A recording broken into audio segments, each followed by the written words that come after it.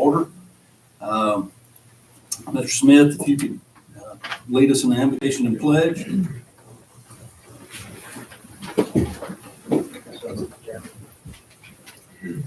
Father, thank you for the day that's been given. Thank you for the citizens that have shown up for tonight's meeting. Thank you for our board. Thank you. So pray that you would continue to be with our citizens in Grayson County. So go through this storm. Pledge allegiance to the flag of the United States of America and to the republic for which it stands, one nation, under God, indivisible, with liberty and justice for all.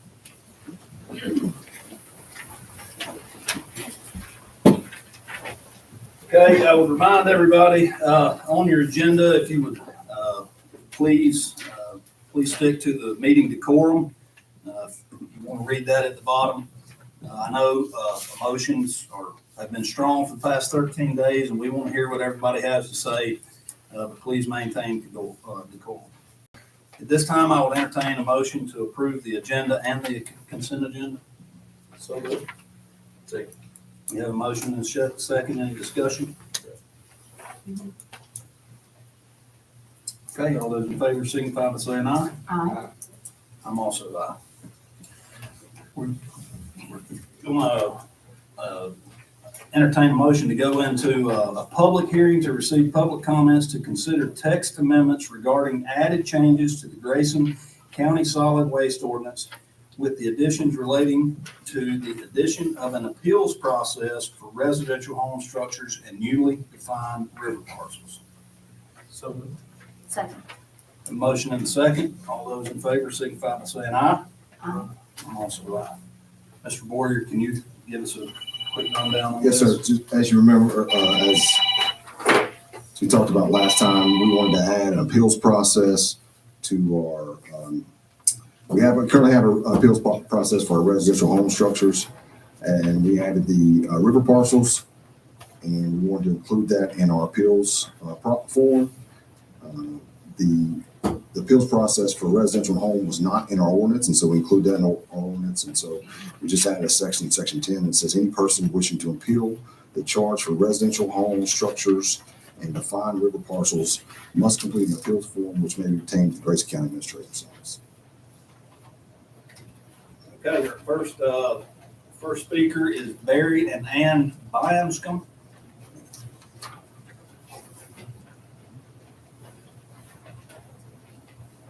I got to admit, I put my name on there because I wasn't sure what you all were talking about. Okay. I want to put my name on there in case I needed to speak. Okay, well, you've got 3 minutes if you would like to address anything. If you would come to the podium, if you'd like to. And if you would, state your name and address, please. My name is Gary Branscombe. My address is 80 Soapstone Road, Galax, Virginia. Like I said, I wasn't sure what was being discussed or what was being suggested, and I just wanted to have my name on record in case I needed to say something. That's all I got right now. Okay, thank you, sir. Susan Bennett. State your name and address, and remember that 3 minutes to speak. Yes. I'm Susan Bennett. I live at 629 Cherry Lane Road in Glade Valley, North Carolina. My husband and I have a property over on the river. We were here for the last meeting, and the solid waste ordinance was passed. I urge you strongly to consider the appeals and waiver process for several reasons. We take our garbage with us. We are not burdening the county with it. It is very little. Well, it was. Now we have quite a bit of waste. It's not generated by us, but we will clean it up. And that's another thing that should be added to the waiver and appeals process is just how much is it going to cost the county I'm going to clean it up, but I'll take it home unless I'm paying for it. If I'm paying for it, I'm going to leave it here. And I'm going to take as much of it as I can. So a waiver or appeals process in place would be a benefit. I thank you for your time. Thank you for speaking. That's the last. Is there anybody else who didn't put their name on the list who wants to speak on that particular subject? Okay. Yeah, I would. I don't have my glasses, so I didn't. If you would, you state your name and address. My name is Hank Duncan. My address is 150 Harvard Branch Road, North Carolina, North Wilkesboro, North Carolina. I also have an address up here. I have a little trouble speaking with stroke, so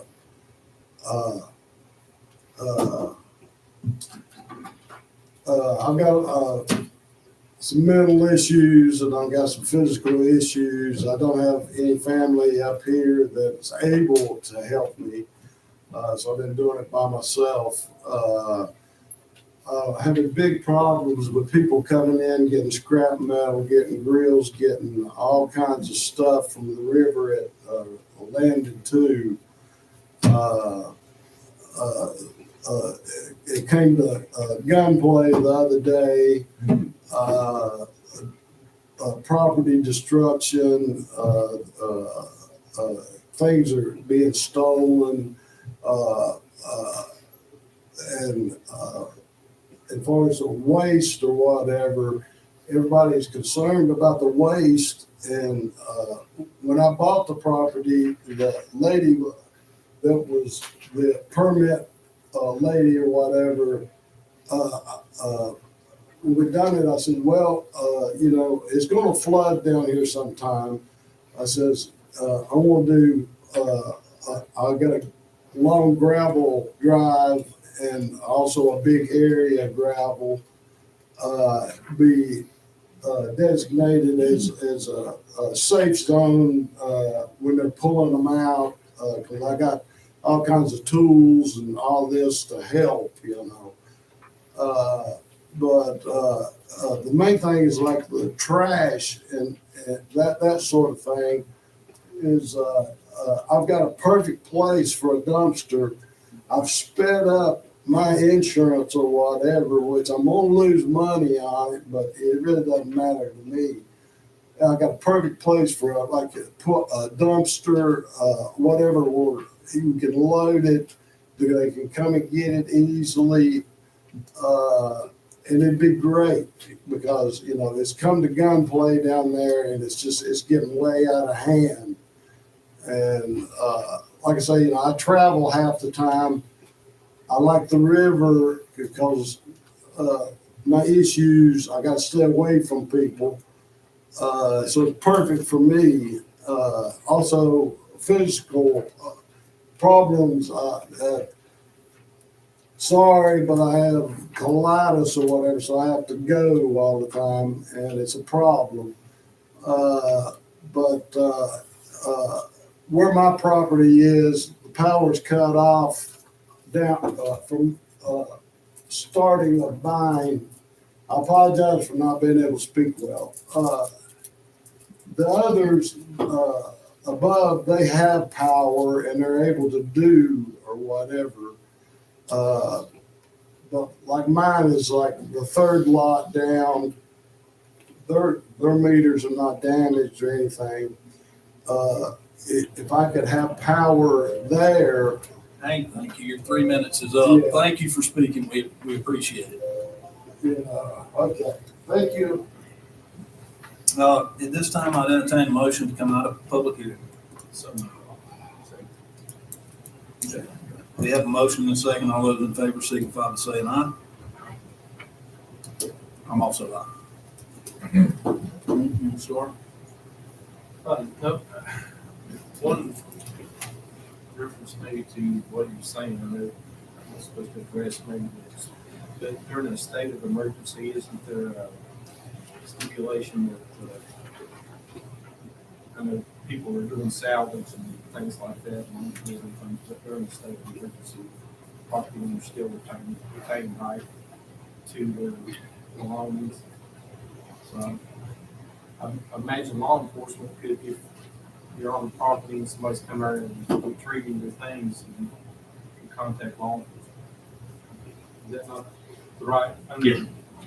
I'm looking State after my friends and people down there more than I am myself, or the same as myself, because Thank you. I may be wrong, but I think once after the state of emergency is resolved, then there is salvage. I know that's an issue right now with people, people's property. But regarding the matter at hand, which we had the public hearing, I do think there is a necessity for the appeals process, and it's only fair that citizens have a voice and speak in it. Therefore, I would make a motion to adopt the. Second. Have a motion and a second. Any discussion? Yeah, I have a little bit. I agree with having this appeals process, and I think we may need to amend it to include disaster damage to the river lots and to residential properties, because we have a lot of residential properties that are totally destroyed and trash pickup won't be there. So I think we should have an appeals process related to the disaster included in this for river lots and for anybody paying trash. And I think we're all on the same page with that. We all agree that there should be an appeals process. That's why we're doing this. And hopefully our residents will know about it and take advantage of it and due process. But I agree, and I think we all have agreed that for an emergency situation, there should probably be verbiage.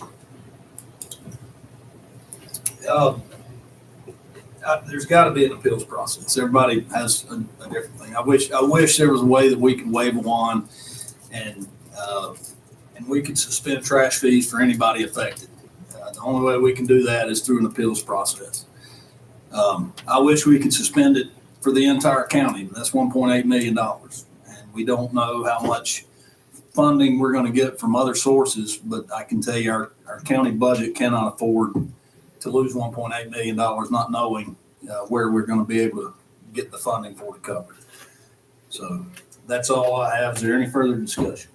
We have also, we have, I don't know if it's actually been formally discussed, but we have talked about the idea of some dumpsters and some possible sites, but we don't have anything pinned down yet, correct? I mean, it's been 2 weeks. We're going to talk about that later. Okay, we're gonna talk about that. Mr. Chairman, do we need to amend that motion to include? No, you're good with it. Okay. Yeah. On appeals. We have a motion and a second. Any further discussion? This roll call vote. Yeah. Okay. Supervisor Hatch. Aye. Supervisor Cornett. Aye. Supervisor Thomason. Aye. And I'm also aye. Okay, next thing on the agenda at this time, I would entertain a motion to go into a public hearing to receive public comments regarding the disposal by sale or lease of a portion of the tax map number 73A7-A-5 of the County of Grayson. So moved. Second. We got a motion and a second. All those in favor signify by saying aye. Aye. We're now in public hearing to address Mr. Boyer. Can you catch us up to speed on this? Yes, sir.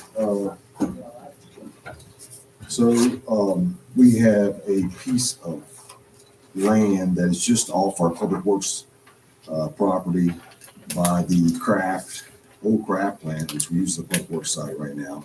And we are proposing that we get rid of this property by disposal, sale, or lease.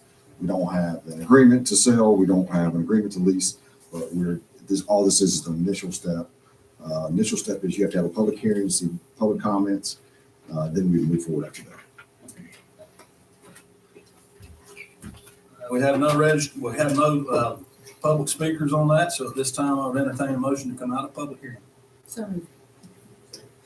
Motion and second. All those in favor signify by saying aye. Aye. Okay, the next item of business is Next item of business is a public hearing to receive public comments pertaining to the possible.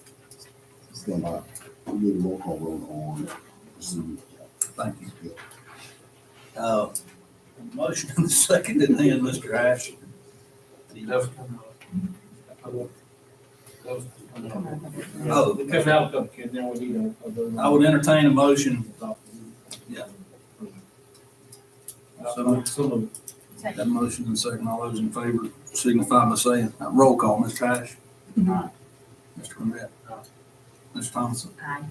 I'm also aye. Now, the next item of business is a public hearing to receive public comments pertaining to the possible disposition of the former Flat Ridge Elementary School to Flat Ridge Community Center and Recreational Incorporated. Pursuant to Virginia Code State Statute 15.2-1800. Can I entertain a motion to go into public hearing? So moved. Second. Motion and second, all those in favor signify by saying aye. Aye. All right, sir. As you know, we are moving forward with our agreement to allow to give the Flat Ridge Community Center to the Flat Ridge community. There's 3 actions that we have to take to do that. One, we have a current agreement in place, so we have we have to terminate that agreement. There is the second item, which is a deed of gift. And the third item is to lease that back from the community center as a polling place, since that's one of our polling places. And so we had to get with the registrar's office, agree on times, and a cost to use that as a polling place. All 3 documents are in your package.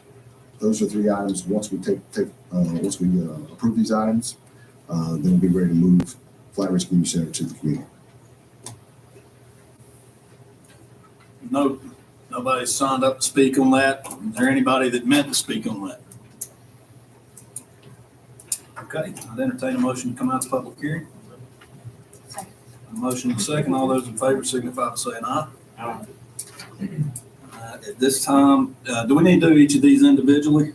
You can do them all at once. We can do them all at once. So at this time, I would entertain a motion for the board action to terminate agreement, deed of gift, and lease a polling place to the Flat Ridge Community Center. So moved. Second. We have a motion and second. Roll call vote, Mr. Ash. Aye. Mr. Burnett. Aye. Ms. Thompson. Aye. I'm also aye. Okay, Mr. Boyer, could you give us an administrative report? Something you're going to be addressing what happened 13 days ago. Sure. All right, thanks, sir. A couple quick items from AEP. Since AEP's done so much work, I want to gather a little bit of data from them. 80% of the county is served from our Woodlawn Center and 20% from the Glade Springs Center. 100% of our county was impacted due to the storm. 200 crews were in the county. There was a total of between 800 and 900 linemen working in the county. 50 tree crews per day. That's 150 people on trees working every day. 160 broken poles, and many were replaced by helicopter or manually by hand. KLX station was up on Saturday, 9/28, including first zones of Factory 3 and urban circuits. The rest of the circuits were picked up through the week, and the 3-phase backbone was up on Sunday. Free station was back up on Sunday, 9/29, including the first zones, and the remainder were picked up the following days. Independent station was back on Monday, and that included the first zones, and then we started moving west. So I thought AEP did an outstanding job. We've had a lot of communication with them. We tried to focus their efforts on critical infrastructure, water plants, things that were important to the county. If you're seeing AEP, you should thank them for the effort they put in. So this is going to take me a few minutes because this report's a little bit longer. The storm occurred on Wednesday, 9/25, and continued through Friday, 9/27. We discussed the local declaration on the afternoon of 9/26, but at that time we had no significant damage. We established a 24-hour EOC operations at the Independence Volunteer Fire Department at 0700 on 9/27. Philip Adams operated as incident command leader. We had an incident management team from VDM to assist the EOC for operations. 4 personnel arrived on the afternoon of 9/27, and they continued on to operate to 9:30 until they relocated to the Regional Coordination Center in Abingdon. We declared a local state of emergency at 9:39 on Friday, 9/27/24. We established 7 points of distribution throughout the county, providing food, bottled water, and donated disaster relief supplies by 0900 on 9/30/24. We'll continue to operate in sites through afternoon of 10/4/24, and we established a site at 60 Corporate Lane on 10/9/24 with shutdown anticipated today, 10/10/24. Coordinate hot meals and numerous sites over the period of response through 10/9, assisted in coordinating numerous loads of donated supplies through pod sites and volunteer sites throughout the county. And we began declining donations on 10/7 due to lack of identified needs. Plus, we still have 60 pounds of water sitting in town. We shifted the EOC to Gate Center on 10/7, and the EOC continues to operate 0800 to 2000, shifting to duty nights and weekends. We had 2 minor injuries directly related to the storm and 1 fatality connected to the storm. As specific challenges that we faced, personnel. Initial response from the county was effectively 5 people: Phil, Megan, Paul, myself, Brian, Ernest as an IT, and of course the sheriff's office. Sheriff's office brought every available resource they had, every deputy, and again, also DSS brought a couple of people in to help over the weekend. We had a complete communication failure via landline, internet, and cell phone service. We established a Starlink internet at the EOC, 2 portable radio caches established at the EOC, and we established central communications dispatching at EOC for all storm-related response. We acquired and set up Starlink internet at Courthouse, GCSO, Troutdale Fire Rescue, and Mount Rogers Fire and Rescue. The interesting part of that, I would say, is Rugby allowed us to use their Starlink in town. That was our first, that was our only ability to communicate. That was the only way we were able to communicate to the state, which provided us resources. On Sunday, Ernest and I got online, ordered Starlinks 2 from Home Depot. They arrived 2 days later, and we set them up and went to work on them. We had a complete county-wide loss of electrical power. We shifted to generator operations for the EOC and all fire rescue stations throughout the county. We established a working list of citizens depending on oxygen, concentrators, and refrigerated medications. Completed 2 emergency oxygen orders from suppliers. Began distributing oxygen cylinders to oxygen-dependent citizens with rechecks every 68 hours. We coordinated with Mount Rogers Health District to provide emergency medications. Began distributing generators to identify medical needs as they became available. We distributed bottled water for citizens on private well systems. Began contracting for fuel for all emergency radio tower sites to maintain continuity provided by battery backup systems. Began contracting for fuel to all fire rescue stations to support continued generator operations and provide generator support to replace failed generator on Pond Mountain Tower site. We had loss of power to Troutdale, Grant, Freeze, Independence, Old Town, and Fairview water systems. As water tanks met minimum levels, boiling water notices were issued and bottled water distribution occurred throughout the county, as noted before. Independence, Troutdale, and Grant systems never got below minimums, allowing drinking water to continue for those customers. Water conservation efforts were initiated, including stopping showers at distribution site at Grayson High School. We requested a trailer mounted 250 kW generator through VDM to support Freeze water plant. Generator arrived at the same day power was restored to Freeze. Over 90% of our roads were impassable. Began mapping all county roads for access by emergency vehicles. We reconciled lists daily against VDOT list of closures, and the Sheriff's Office did the majority of this work. Coordinate chainsaw crews from the Department of Forestry and Department of Corrections to begin clearing roads on the morning of 9/28. If anybody knows Donnie did a fantastic job for us. And guys like Ralph Norris and others just went to work with chainsaws. Volunteer fire and rescue personnel assisted clearing routes in their primary response areas. We prioritize chainsaw crews, primary roads, fire rescue access, communication sites, and home citizens with medical conditions. And they continue to operate under EOC direction until 10/9/24. All roads cleared down trees by 10/2 unless complicated by power lines. Door-to-door welfare checks by volunteer fire departments and rescue squad personnel, Virginia Department of Corrections personnel, and GCSO personnel. Over 90% of our residents in the county were directly checked by fire rescue LE resources by 10/6/24. The magnitude of this event for me, against the number of staff we had and personnel, if you remember what I said about AP brought 1,000, we brought a handful to this fight, was much different than what I'm used to. I participated in probably 10 hurricanes, and generally we come heavily staffed with a lot of resources. The county does not possess that. This board and this county has been focused on being as lean and as effective as possible.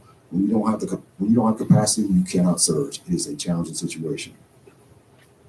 Many of our community members stepped up to take care of our citizens and their communities. A few of the agencies in no particular order: Freeze, Fire and Rescue, Baywood, Search and Rescue, Independence, Rescue Squad, Independence Fire Department. Just for me, if you've never met Gary Hash, he is a silent leader in his community who was there 15, 16 hours a day, standing, helping every way he could. Todd's back there too, he never left. Elk Creek Rescue Squad, Elk Creek Fire Department, Brian was here all the time. Rugby Fire Department, Rescue Squad. Troutdale, Volunteer Fire Department, Rescue Squad. Mount Rogers Sheriff's Office did a fantastic job. Independence Police Department, Matthew was here nonstop. State Police, Town Independence. Social Services, Crystal Curtin was here all weekend. Department of Corrections, if you don't know the warden, get to know him. He came heavy, was here every day, staff nonstop. Department of Transportation, if you've not talked to those guys, 15 hours a day, 15 days straight. I met with them yesterday. Department of Forestry, Department of Emergency Management, Department of Health, Department of Fire Programs, Southwest Virginia Management Team, National Capital Region, Central Virginia Incident Management Team, Independence Food Bank, FEMA, and many volunteers from across the state. We had more VIP tours than I can imagine.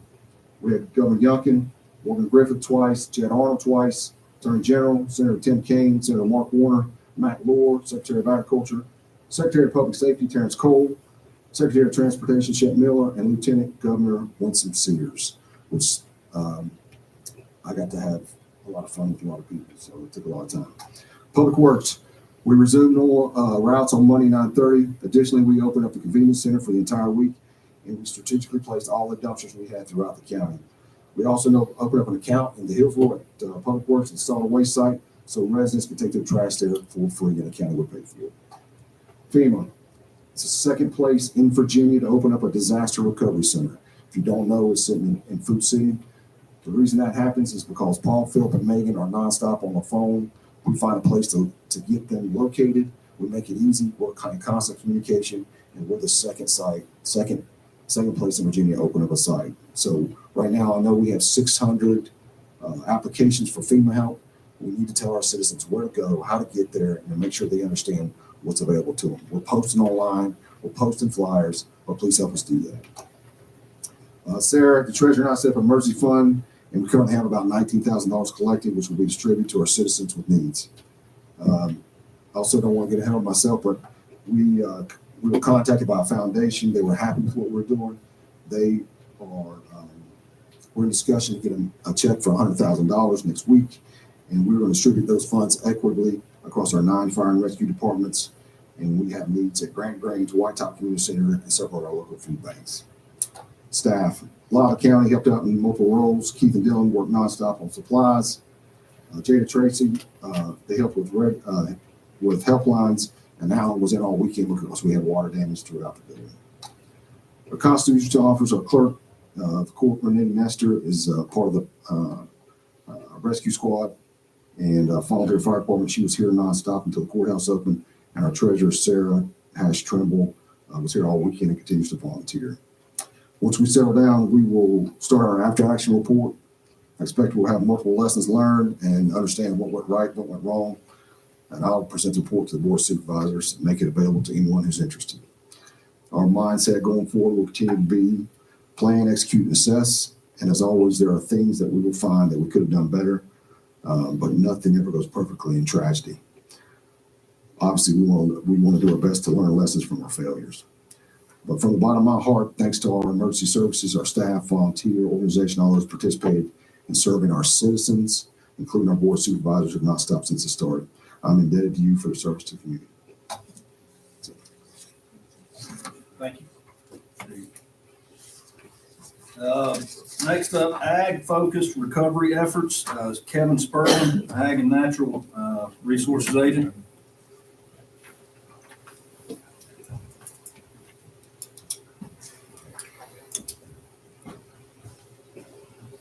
Thank you all. Kevin Spurlin, Ag and Natural Resources Extension Agent. was asked to come and talk a little bit about the efforts related to the disaster in our farm community. Certainly, our agricultural community is our largest industry, to the tune of $70 million annually in production. And Extension, Virginia Cooperative Extension, is mandated statewide to provide ag damage assessment during emergencies such as this. And that that's kind of my phase one. So phase one began as soon as I could get 4 trees cut out of my driveway so I could get out to the road. And I began doing damage assessment and helping other people as I could over the weekend. But talking to folks, I have to get that report in as quickly as possible. I had a deadline to share this with state officials by Wednesday of last week. And so obviously I couldn't talk to a lot of folks. I could talk to as many as I could. I worked with USDA office in Galax that serves this area, the New River Soil and Water Conservation District. Tim Phipps, Nathan Osborne, both had been out talking with folks, some of whom I had not had a chance to get up with. And we got together with a couple other folks and tried to come up with the best numbers we could. And some of you may have seen the reports in all of Southwest West Virginia. Ag damage assessment was $125 million in 16 localities. Grayson County made up 46% of that, just under $58 million. For this community, and you all know what our budget is annually, $58 million just to our farm sector is something that our farmers cannot swallow by themselves, right? And so number of farms affected. We have somewhere a little over 600 farms, 100%, every one of them. Every one of them had a tree on a fence, had some kind of damage. So what are some of those damages? Obviously, fencing that's washed out, damaged or destroyed, debris removal. Those are going to be millions of dollars for our county just in those two. We had losses of products, goods, feed, whether that it was corn standing in the field that couldn't be harvested because of floodwaters, debris, campers laying upside down in the middle of the cornfield, rock and gravel in hay fields that would be made in second cutting hay that now cannot be. We had hay losses. Some floated away, some that were they're going to rot where it's sitting because it was submerged in water. We also had livestock losses, reports of horses, cattle that were washed away in floodwaters.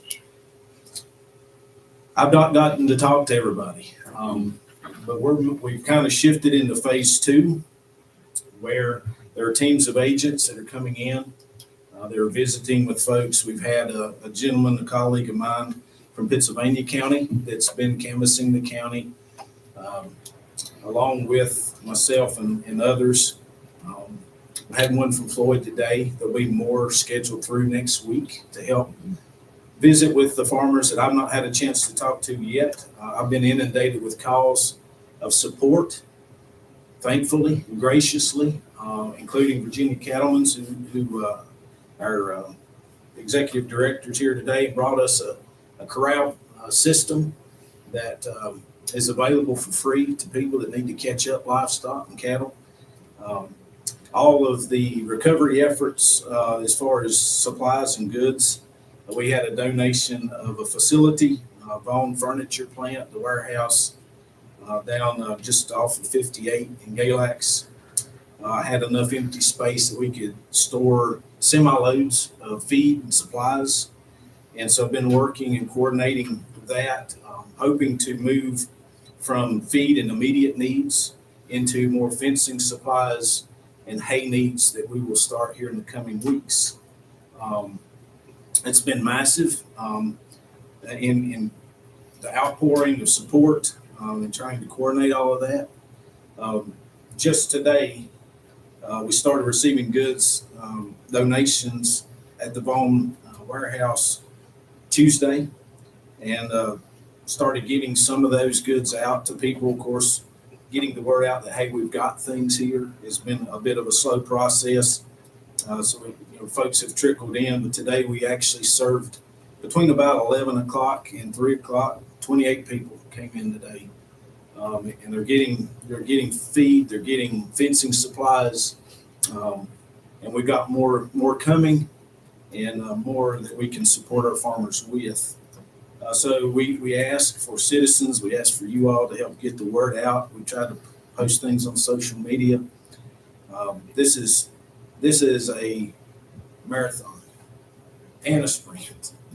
A lot of us are tired, but I want to tell you, there's a mental aspect to this. There's a lot of people that are hurting. And even if it's a bag of cat food to somebody who's seen so much loss, and it may not seem like much, but it's meant the world to them. And to other farmers who've lost a whole lot more, that says, and 201, they say, oh, we've seen the pictures from Asheville or Boone, and people will have it way worse than we do. We're blessed. I'm like, yeah, but you lost $200,000. Let us help you. I know you're modest and you're humble, but let us help you. Let us get you some stuff, right?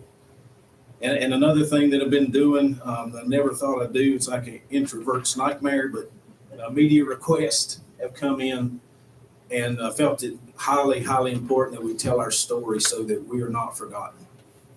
Our farmers are not forgotten. Our residents, our citizens, homeowners, landowners are not forgotten. So that's what I've been doing. And many agents, like I said, the folks coming from Appomattox, Southside Virginia, people coming up here to help me reach out, canvass the county, talk to farmers, talk to citizens, let us know your needs. We're doing what we can to serve you. And I don't know, but Brandon, he's here today with Virginia Cattlemen's, and we certainly support some of the efforts that they've had. There's a regional effort for folks that want to donate funds, and for the longer term needs, the infrastructure that we've lost, we need money. We simply need money to clean up, to rebuild, and they have certainly been a key component from the state level to help all of Southwest Virginia recover from this, and to be an avenue for some of those funds to go through. So I would yield the floor to him if he's got anything he would like to add. But that's my report. Any questions that you have for me?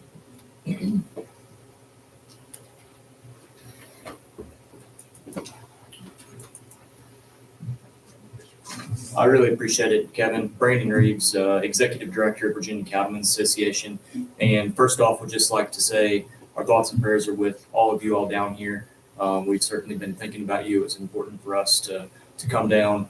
I cannot compliment the work that Kevin and the rest of the extension team has done and are doing good enough. I mean, they're doing incredible work.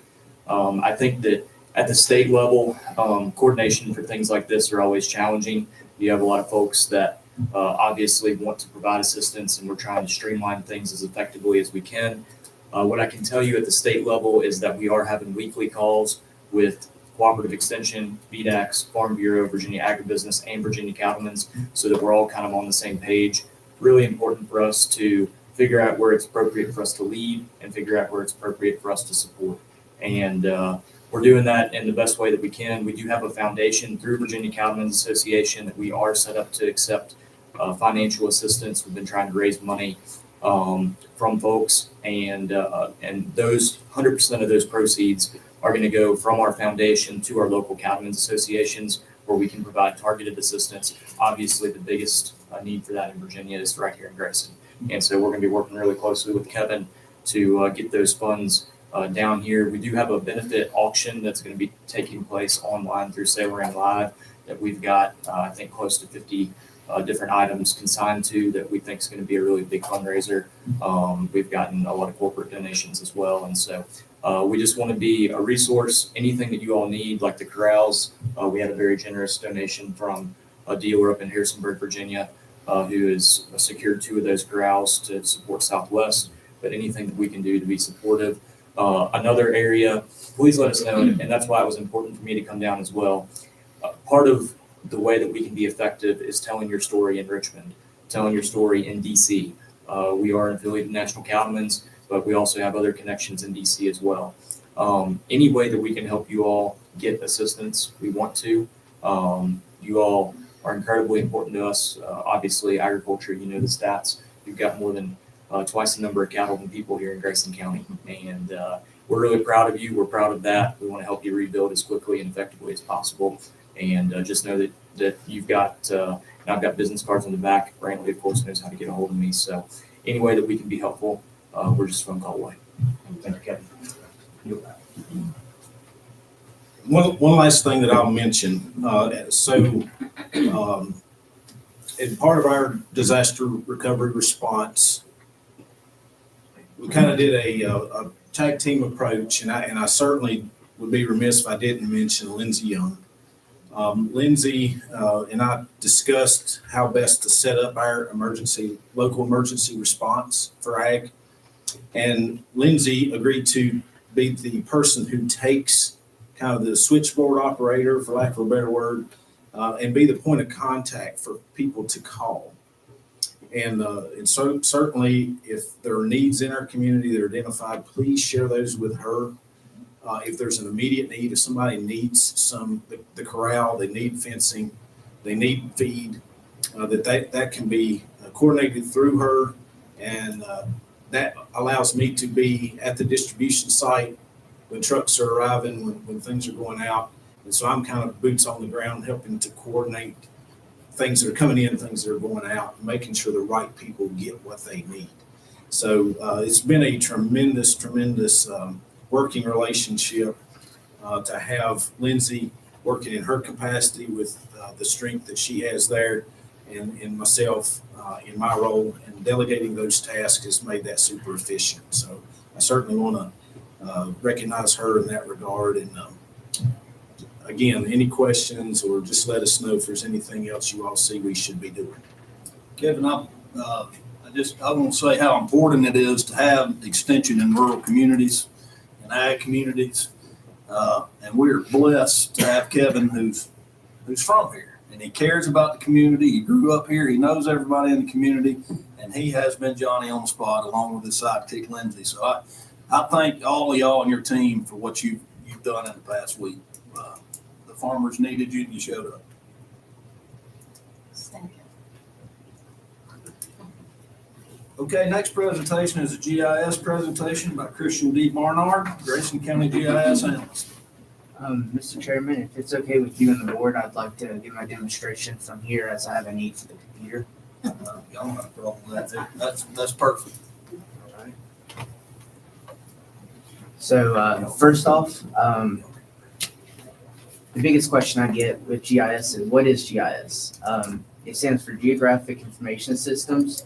The definition is a computer system that analyzes and displays geographically referenced information. So basically that's any type of map that contains data and is on the computer. So what is offered with our county's GIS? For most part, it's used for personal property information. As you can see right here on the screen, it cannot be used for legal purposes. That confuses people all the time. They'll see some property lines and they'll notice that it seems a little bit off. Just because on the GIS it shows these property lines in these specific areas doesn't mean this is truly what those boundary lines are.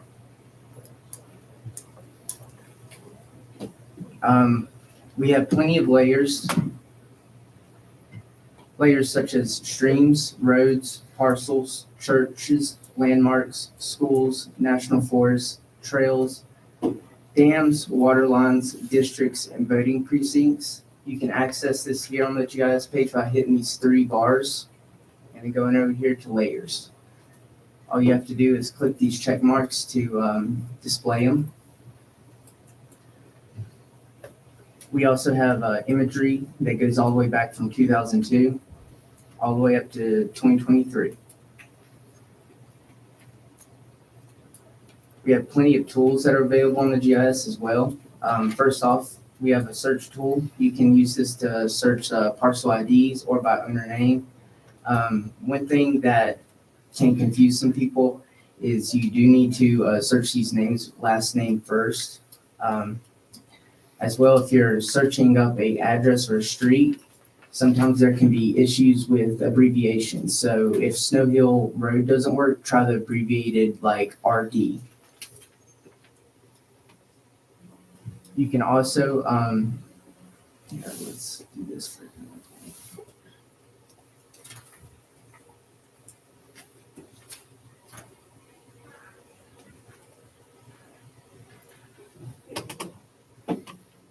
We also have measuring tools. You can access this through hitting this wrench, going down here to this drop down and going to measuring tools. Now this first option that measures area, so it can display acres. So when clicking, you need to click this button first, click once, and every time you click, we'll draw out the line. Another big issue that a lot of people seem to have is whenever they're done, it gets stuck. So you need to double click it to finish it. And as you can see over there on the left, 1.8 acres. You can also measure just plain distances using this.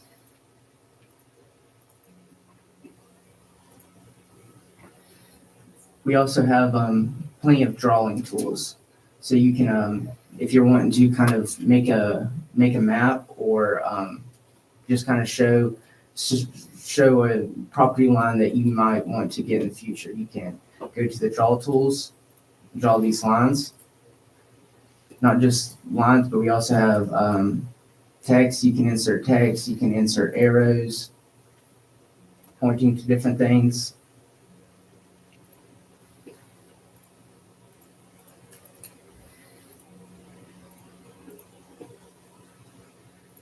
One of my biggest things I like is whenever you can click on a parcel, you can come right here to the print. And if you go here to format, you can do map and data, and presentation, just for example. It'll kind of bring up all the information we have on this parcel along with the image of it.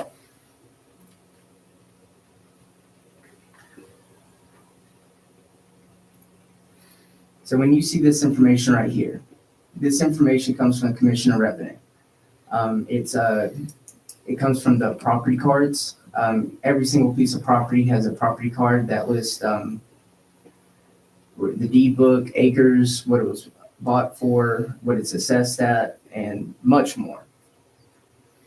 One thing that a lot of counties have that we don't is property cards, links to the property cards. This is something I really do want to get on the GIS, but the Commission of Revenue is on such an outdated real estate database that it's kind of posed some issues in getting those links on there. But they are in the process of updating that system, so I'm hoping when they get that system updated, then we can get the property cards up on the GIS. Yeah, it's one of the issues we continue to hear is about the property cards. What you don't know is that the Commission of Revenue was using software from 1980s or something like that. We've had to invest in that this year, and that'll allow us to, the 3 people that used to be able to run the system that they ran, they've all died. And so there's nobody else that can, code like that or use a Commodore 64, whatever it is. So we spent a little money to try to update our system. Now, I would think early next year we'll put the property cards on there, correct? That's what I'm looking for. Okay. Other than that, one of the biggest problems that we've had in the GIS in the past is unknown parcels. That's basically when you click on a piece or a parcel you see, we don't have a property card match. So there's no information listed on this. When I first started, I've been here for about a year. When I first started, there was around 500 unmatched parcels. That was at around 2.64%. Since then, we've gotten it down to 26 unmatched parcels, and that's a 0.14%. So we're making good headways on this. There's a couple that like we live in Grayson County, so there's been plenty of land that's been passed down through families and families for the past 100 years.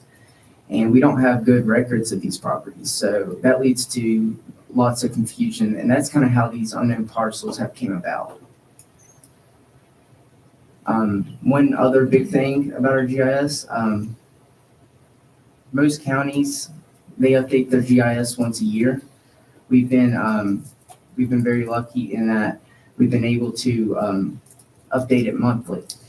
And what that means is once a property sells, at the end of the month, the Commissioner of Revenue gets all the properties that have sold from the clerk's office. Once they've made those changes, I can then go in there and make the changes on the GIS. So that means if a property was to sell in August, by the start of September, the Commissioner of Revenue would get those deeds and they would make those changes, and then I would be able to change it in the GIS and have the GIS updated by October. There is a small exception to this whenever the Commissioner of Revenue is running the book. It's like when they send their stuff to the Treasurer's office, that kind of leaves a dead time to where they can't update these parcels. And so we have to wait till January to update these parcels. So any properties that kind of get sold in October, November, and December won't show up on the GIS till February. Other than that, is there any questions? Just a comment, I use GIS pretty much daily, and it's a big improvement since you came in here. It's much improved, and you said most counties update them yearly, and I think Grayson might have been every 5 years before you came. So good job. Appreciate that. We're going to take a 5-minute break. We'll be back in 5 minutes. We need a little restroom break.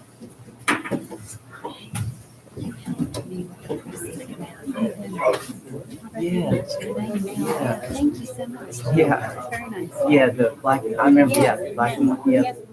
Yeah. Sounds like you're doing great work. Trying to. I was pretty nervous about this, though. I'm not a big public speaker, so. Thank you.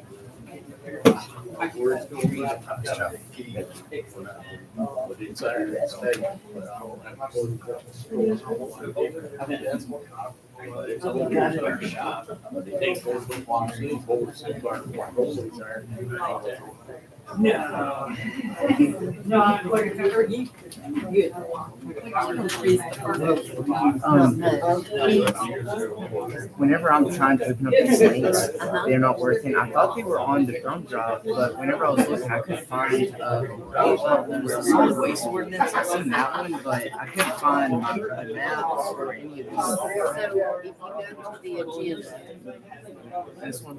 yeah, and click on it. I was trying Will it. it not bring it up? Some issues happening. And I'm down with information. Okay, so go back. So what we have next is the resolution. And it should say, when you go into that, to your screen, it's got them all. It should say resolution. It'll say, you can't see that. I don't know if I see a resolution. So emergency. You're on.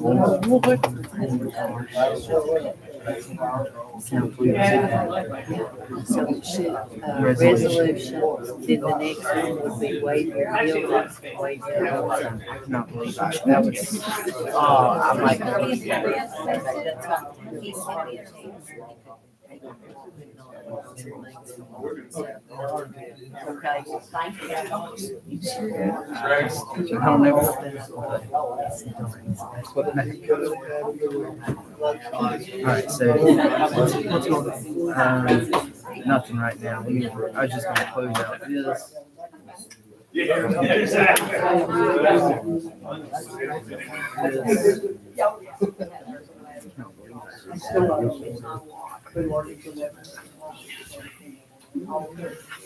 feel like I'm going too quick and I need to be more. It's done. I don't know, it was like really fast, and I was like, slow down.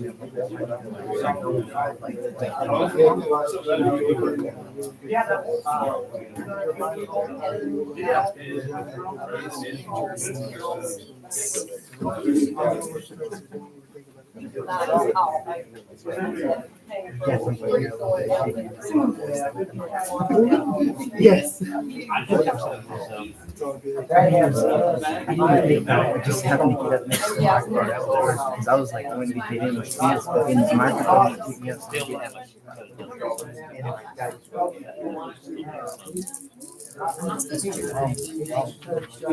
yeah, because if we did it, we'd have to make a whole new video.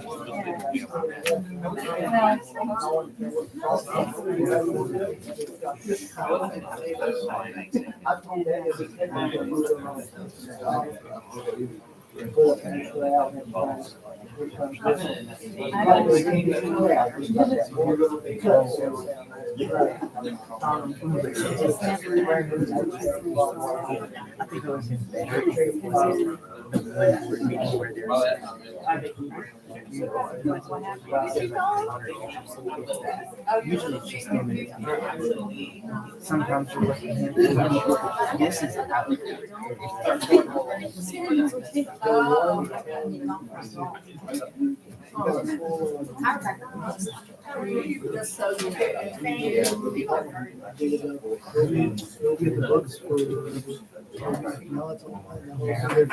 Now I feel like I could just get homework. It looks like I'm like, I already did that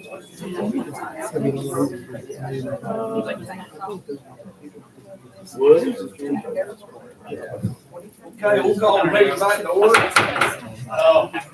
Next item on the agenda is river parcels.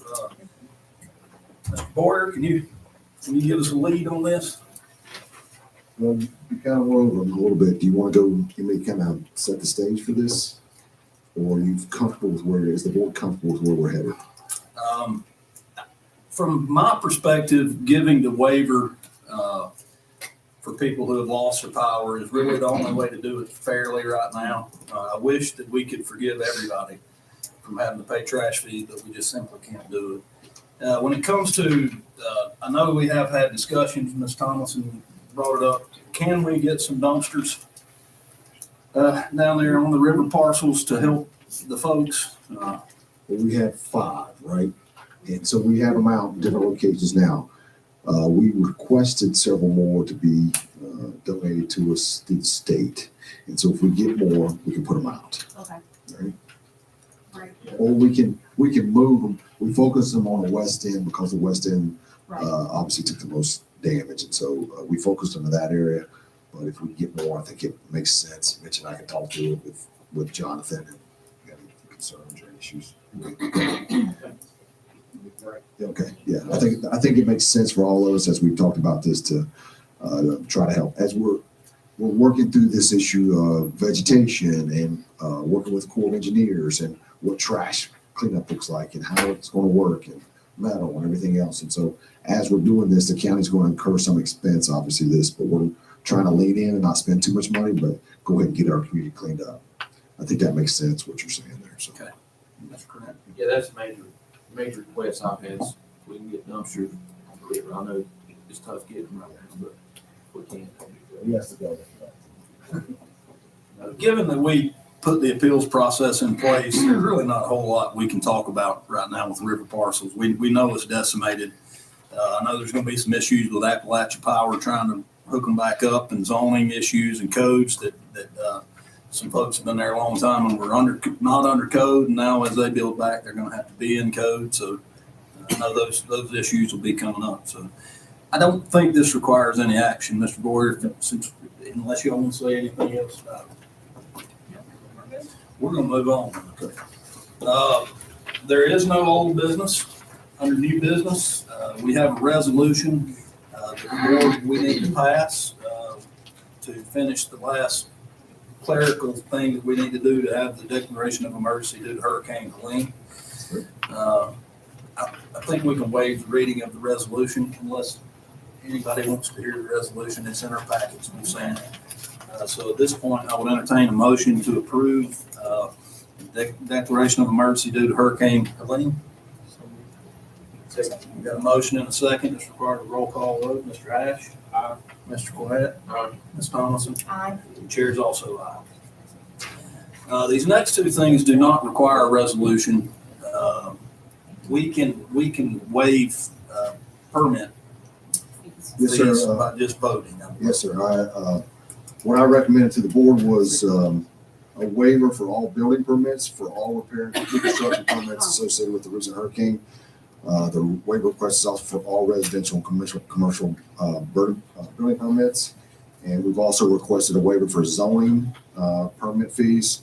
And we're requesting a waiver for zoning permit fees for residential commercial construction projects in the wake of damages caused by Tropical Storm Helene. Those are both the requests from staff to the board. I'm going to lump the two of these together. This time I'd entertain a motion to waive, make sure I'm getting it right, waive the building permit fee and the zoning permit fee in the wake of Hurricane Helene. So moved. Got a motion and a second? Got a motion and a second, any discussion? All those in favor signify by saying aye. Aye. Okay, it brings us to public comment. Remind you that you have 3 minutes. Remind you that you come up to the podium, you state your name, your address. We'll give you your 3 minutes, and we ask you to please maintain decorum. The first one on the list is Mary Young. I'm Mary Young. I live at 1624 Battlefield Drive beside the river. I'm here to say thank you to Mr. Boyer and to his whole crew in the courthouse and all the administrators and to the Board of Supervisors and the Sheriff's Department and the Rescue Squad and the Fire Department and the Highway Department and all the county employees for all their efforts. You guys have been amazing, and ladies. It's been one of those weeks or 2 weeks now, and you've been checking in on people. You've been getting food and water to make sure that all the citizens have what they need. We have people that have come from all over the country to Grayson County to help us recover getting our electricity back on. I know that folks have complaints, but about slow response. Grayson County, and I'm old, we've never seen anything like this before. So we probably weren't as prepared as we might need to have been, but we did the best we could, and you guys did a great job. And I just want us to remember that we're very fortunate to live in an area where neighbors look out for neighbors. Even before the state and the national people came, we could depend on our neighbors to come and check on us. We could depend on our neighbors to come and help us, to come and clean out fences and trees and rocks and all that mud. So it's important that if we have to say a complaint, let's not dwell on it, and we step up and help each other. We have had friends, family, neighbors, and people we didn't even know come help us cut trees off of fences, picking up mess. And so thank you to all of Grayson County, and thank you to our neighbors and friends. And I think everyone deserves a big thank you. Thank you, Ms. Young. Dwight Taylor. Before we get started, you guys want a copy of this so you can follow? State your name and address, please. Dwight Taylor, 523 Home Place Lane, Troutdale, Virginia. Thank you. Now, would you like a copy so you can follow along? If not, Yeah, we can take copies.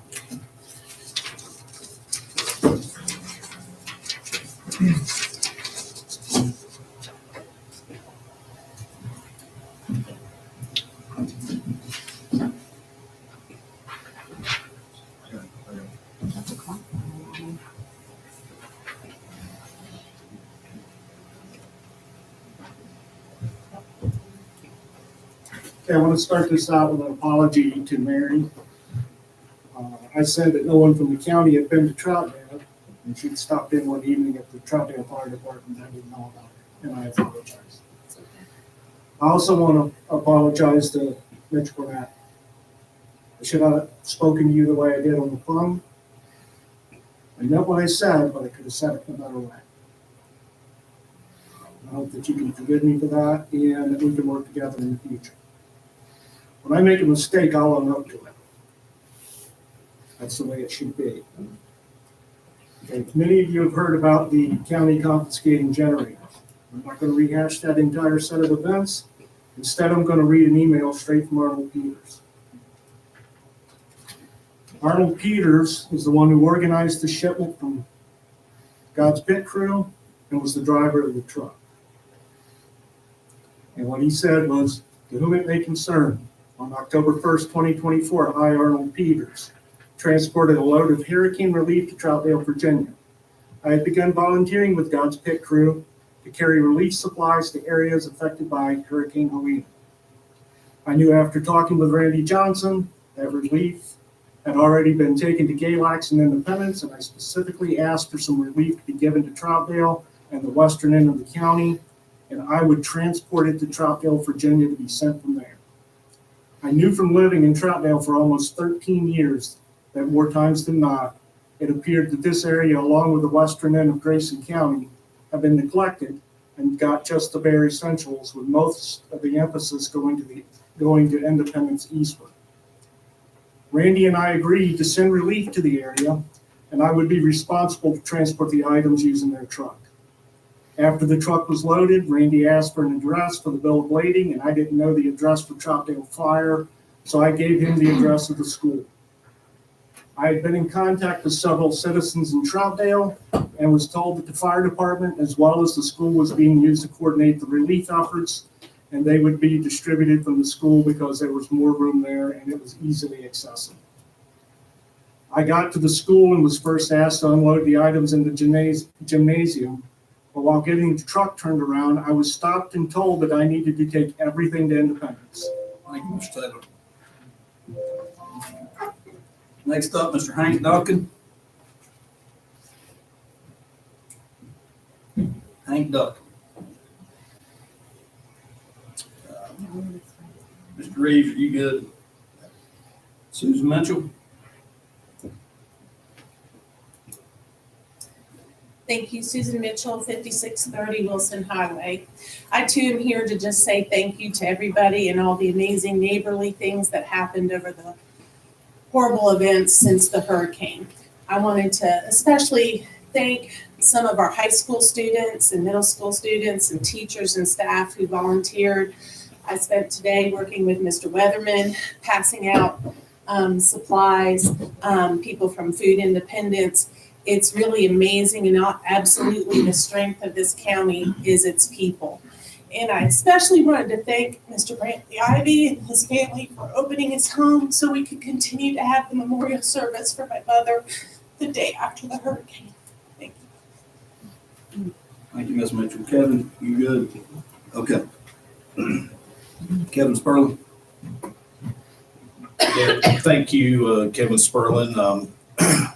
One thing I did not mention earlier because it wasn't so much ag-related, Virginia Cooperative Extension maintains a website, and they have a whole resource page dedicated to Hurricane Helene response.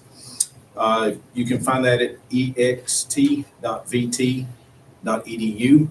and look and search for Hurricane Helene. And on that page, not only is there ag-related items there, but also, of course, if you know much about Extension, we're much more than that. We're 4-H, we're Family Consumer Sciences. So there's resources there about food safety, how long things can be stored when the power goes out in freezers, refrigerators. So those food safety aspects. There's items there about water testing. We do a lot of work with private well water testing, and a lot of people have had questions about that. Most of the efforts around that should go through the health department.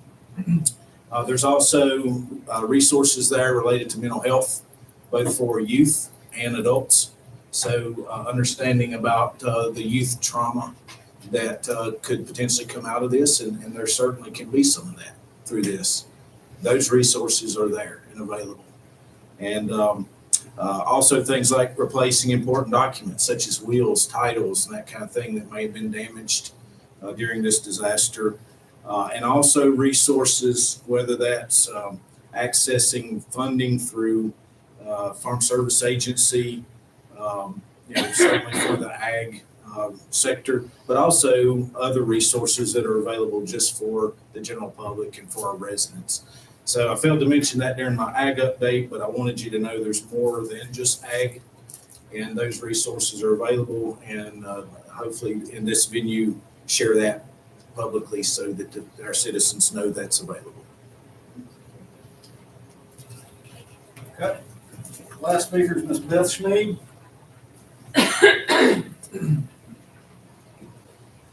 My name is Beth Schneed. I live at 5668 Wilson Highway here in Independence, the Bridle Creek area. I also just want to thank everybody. My neighbors, I wish I could do more to help. I do what I can. It's not too physical. I rely on oxygen 24 hours a day, and my friends and neighbors and my family made sure that I had access to electricity so I could stay in my home. My power came back on Tuesday. I want to thank specifically Ms. Tomlinson for your efforts and your posts on social media especially. That's really helped inform a lot of people, and people ask me a lot of things, and because of those posts I was able to answer some questions. As my sister mentioned, Brantley Ivy opened his home to my family so we could have a service for my mother, despite his own personal losses and the emergency going on in the community. And Brantley, I'm just very grateful. Thank you. Thank you, Ms. Schneed. That's our last person to sign up for public comment. At this time, we're going to do Board of Supervisors. Would you like to put your name on the list? Okay, please come to the podium, state your name and address. My name is Tim Winters, 890 Gold Hill Road. And I want to go back to what Mr. Taylor was saying about these generators. And I personally would like to know why they was taken away from there when they was specifically donated by a private organization, and why they was taken from Troutdale, why they wasn't unloaded with the rest of the stuff at Ritzy's, and why they was taken to Independence when they were designated for the western part of Grayson County. Now, what happened between Mr. Taylor and everybody else personally, but me, living towards that end, have family out there, when I found out, I understand there's a lot going on. Nobody was prepared for it. And I'm doing my best to stay calm. But I want answers. Now that everything's taken care of, I need answers. And I'm sure other people would like to know why this was done. If it was from the state or federal, it is what it is. A private organization or a private person, nobody can demand it get taken here or there. And I would just like to know why. Because my understanding is supposedly they went and checked on the 3 people in Western Grayson needed the generators. And I don't buy it. And I'm sure other people would like to know why. Thank you. Thank you. Is there anybody else that wants to speak? Okay, this time, we're gonna go into Board of Supervisors time. Because this is, we've had an emergency, it's emergency in nature, so you know, if it's not on the agenda, we're not allowed to talk about it. Supervisor time allows us to talk about any topic that we want to. We're gonna keep it brief, all of us. But at this time, Mr. Hash, would you like to say anything? I certainly would. I just wanted to take my time by thanking, I'm not a very good public speaker, but I just want to take my time to thanking everybody who reached out to help their communities, neighbors. I saw in my district, I came up here for some of the initial briefings and things like that. I told them I was better suited to be in my district. I was kind of more of a boots on the ground kind of guy. But I saw citizens, churches, businesses, fire, rescue, law enforcement, both county, state agencies, forestry, state VDM, federal agencies working together toward this response. And God's Peak Crew, which is disaster relief. I had conversations with Randy Johnson and talked to him. They were trying to assist other areas. They gladly, brought water up and anything that they could do. I saw state officials that come. Governor Youngkin was in my district. Also, Griffith, numerous state and federal representatives were there. Never in my life, probably since I was a deputy sheriff during Hugo, had I ever seen anything like that in our county. But I was, in my lifetime, I've never seen anything like it. I hope we don't have another event like it, but I think I'm just was so full of pride of my community by seeing how everybody reached out to help each other. It was just overwhelming. I know it's going to be overwhelming, and we're just going to have to overcome this day by day. And it may even, in some instances, it's going to be years before things are back to normal. One thing I had written down I wanted to say was my what I saw in the administration response. I thought it was very professional. They operated and coordinated as well as anyone could have expected. By organizing, deploying assets and resources, and with your brief tenure here, Mr. Boyer, and your staff, I thought did an exceptional job. Thank you for that. And as you stated earlier, I'm sure that as we step back, we're going to see things where there was gaps. We need to restructure part of our response, and as we take a look at it, that's going to be part of the process. Where there is people who have issues with that, there's I was in the sheriff's office for a year, part of the command. We did a lot of NIMS training. Part of every incident, they tell you there's a debriefing period. We have an association of our chiefs and our rescue squad members who meet on a regular basis, and I'm sure probably their number one topic in their first meeting needs to be a debriefing on the disaster, and we'll let it go that way. But again, I just want to, there's so many to thank in my district for what they did. Fire department, it was just super, the town, their staff. We were getting close on the issue with the water. We were down within 6 foot, but AEP come up, stepped up. They're working in the area, got the water plant back online, and with they did, just out of safety precaution, have a bull notice put out, but it really wasn't necessary because they never got, like I said, below the 6 foot mark on their storage.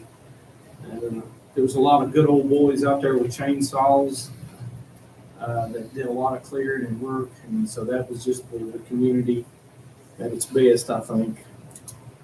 One thing I do want to say, we are on our path to recovery. One loss of life, and this, is sad enough, but our neighbors that are suffering in Carolina, Tennessee, we've lost so many. Some of them may not even find their family members and bodies. I just encourage everyone to pray. I believe very strongly in the power of prayer, and also to do what you can to help you help them if you can. Also, one of my big things that I have a passion for, I have got involved through my church, is a lot of these food banks, these local food banks. I guess I don't know about White Top.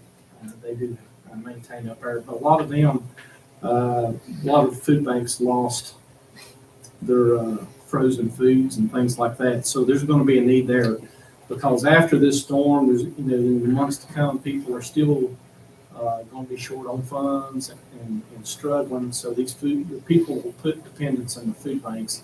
We already seen a large increase in the usage of our food banks because people are struggling financially because of economics. But anyway, I'll just leave with that note. Also, Tri-Area Health, putting that pharmacy on freeze when the low water dam or the low water bridge was taken out is a godsend, because a lot of people, that a lot of our elderly citizens that had to travel to Galax to pick up their prescriptions and things, now they have an option. So that was a big thing.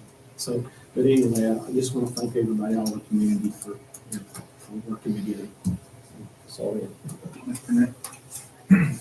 I know we're not supposed to address the public, but my phone is ringing off the hook about the generator issue, and I feel like I've spent some time looking into it, and my big takeaway from that is all of our communications were down at that time, and I think there was a lot of miscommunications that went on. I don't think that anybody with emergency services was willing to take a shipment from anybody else. That's my opinion, and that was my takeaway from looking at it. I don't think that's what they set out to do. This was early on in the incident. I think they were trying to look out for everybody. They believed, and this is my take, they believed it was a countywide donation from the person that made the call. That's what I believe, and they were trying to look out for everybody to get them power. That needed medical, that they were worried about having to have the power, electricity quickly. I'm not always right on it, but I talked to a lot of people about it, and that was my takeaway. I spent my entire life on the western end of the county in Rugby, and my entire family lives there. And I would be really upset and I was at first, but after doing my research, I believe that they weren't trying to harm anybody. I believe they were trying to do their job. But like I say, it was just tough to communicate, and it was just total chaos at that time. But getting that out of the way, I think the true character of Grayson County and the citizens came out during this.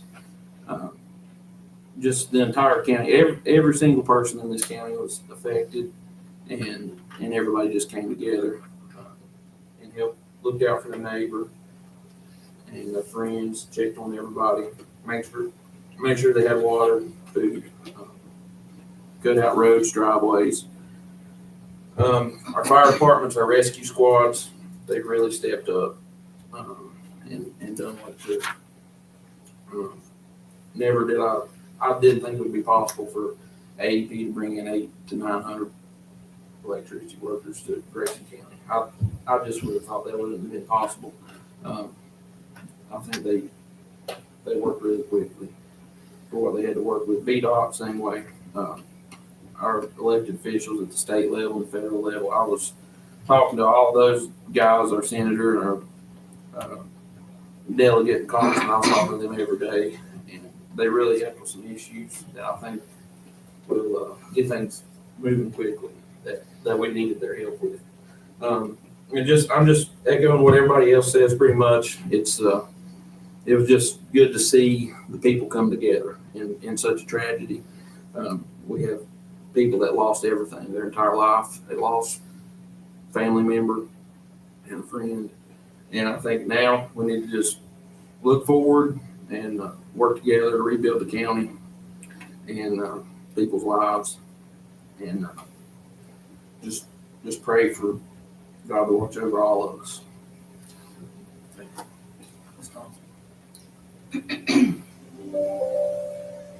Psalm 46, 1 and 2, God is our refuge and strength, and ever-present help in a time of trouble.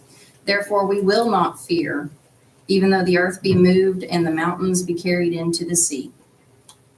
Matthew 22, 36 through 40. Jesus is asked, what's the greatest commandment? And he says, first and foremost, you should love the Lord your God with all your heart, with all your soul, and with all your mind.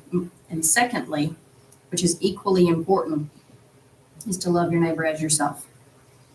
And I have seen more of that in the past 2 weeks. I mean, I already loved this county and this community and my neighbors, but I've seen more of that in the past 2 weeks than I've ever seen in my life. And just to, I guess, explain on behalf of my other supervisors, I feel like each one of them did what they needed to do.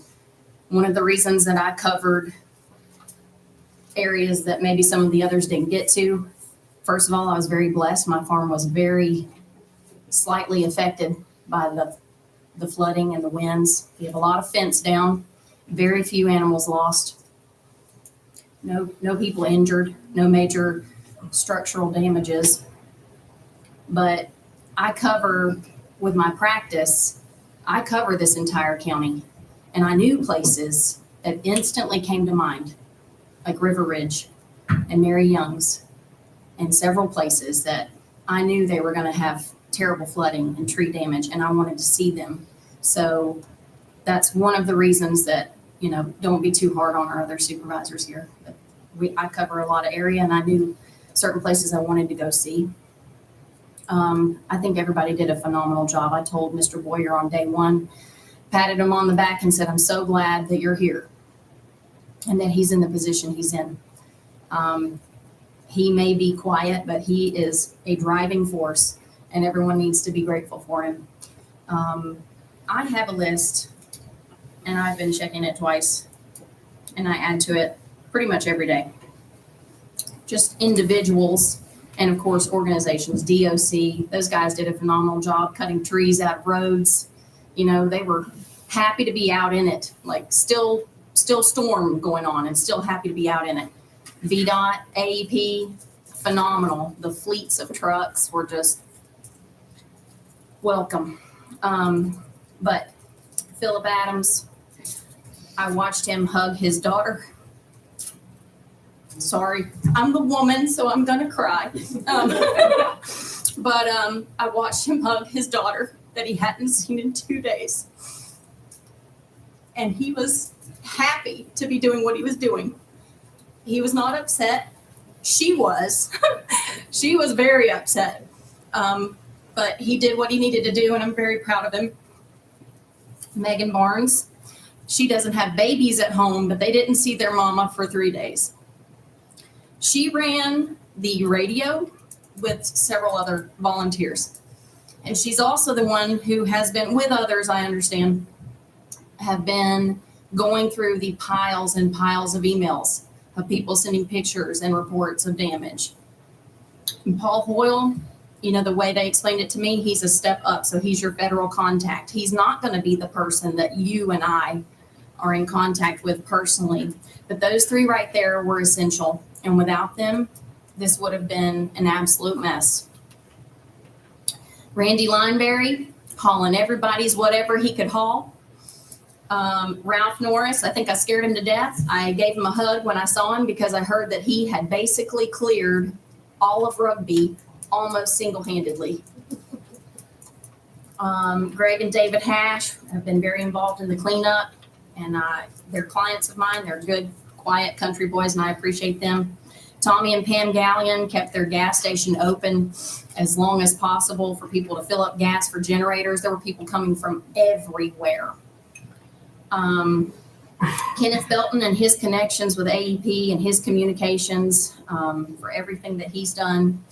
Nelson Rector and the Gallimore brothers are still out and they're on social media if you need help cleaning areas, big debris, that kind of thing. The Freeze Community Center, all the community centers, all the rescue squads, the volunteer fire departments, just unbelievable how well they did.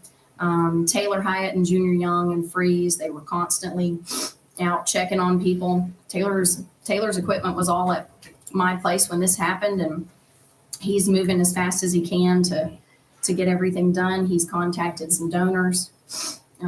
Grayson Highland School and all the volunteers there. Austin Haga. Austin called in to Sheriff Vaughn on day 2, I think it was. No, day 1. And said there are some families in Volney, I believe it was Volney, that can't get out and they need supplies and food and water. Do I have your permission to ride my horse up there? I was like, that's fantastic.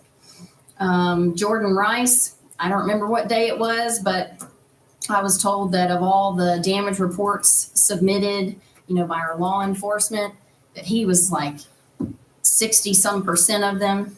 He was just going from place to place, taking pictures and sending in reports, and he did a phenomenal job. Jada Black is pretty much taking on a lot more than she really probably should, but she deserves a pat on the back.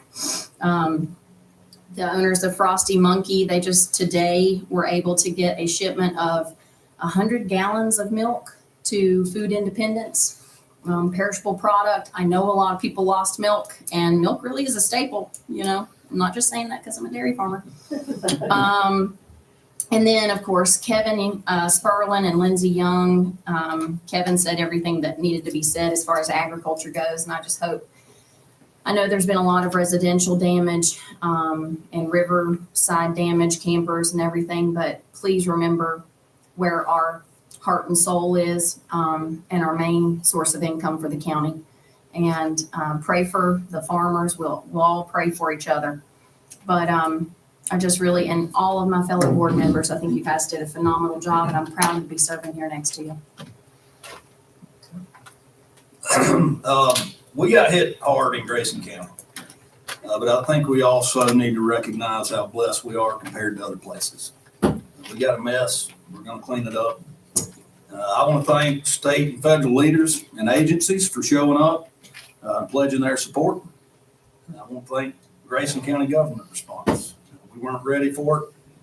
The staff has worked tirelessly in the past 13 days to address the devastation that has occurred in this county in over 100 years. I want to thank Steve Boyer for your leadership.